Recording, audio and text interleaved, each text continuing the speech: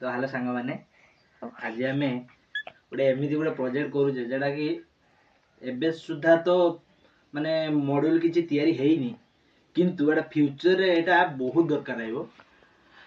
एबे तो ट्रैफिक बहुत मात्रा हो गलानी, लोक मैंने ड्रंक एंड ड्राइव करके चलाउछंती।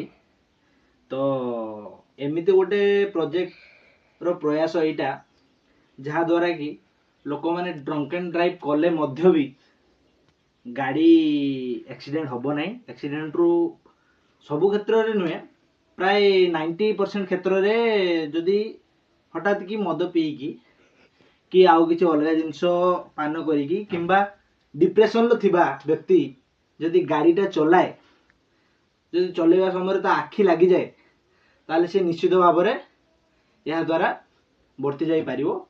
यह द्वारा ता गाड़ी ऑटोमेटिकली स्टॉप हो आउ ताकू एलार्म टाइप रो गोटे आसीबो वाइब्रेशन ता ये को देले से आखिरु तार माने से पुणी सचेत माने उठी पारिबो। तो दी प्रकार गाड़ी चले, इलेक्ट्रिक द्वारा भी बैटरी द्वारा भी। इलेक्ट्रिसिटी द्वारा जे गाड़ीटा चले से इलेक्ट्रिसिटी एबे हमें करबानी, नेक्स्ट एबे हमें बैटरी द्वारा करबा। हमें छोट मॉड्यूल गोटे तयारी करछे, एटा गोटे छोट गाड़ी तयारी करछे। ए मॉड्यूल एठी हमें बैटरी लगे देले एठी ए गाड़ी एबे चालीवा अवस्था रे अछि। एटा होची सेही चश्मा एटा भविष्यत रे आउ माने गोटे यूनिक है कि यार यूनिकनेस गोटे आसीबो। तो एटा गोटे छोट मॉड्यूल गोटे चश्मा एटा को हमें पिंधिबा।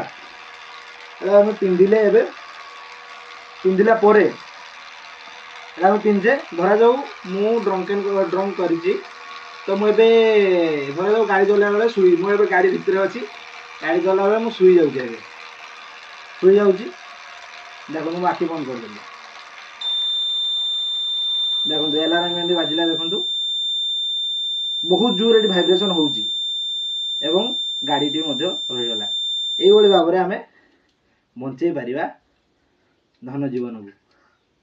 तो एटा गोटे छोट प्रयास, एटा हम करिसेंती तो ना गण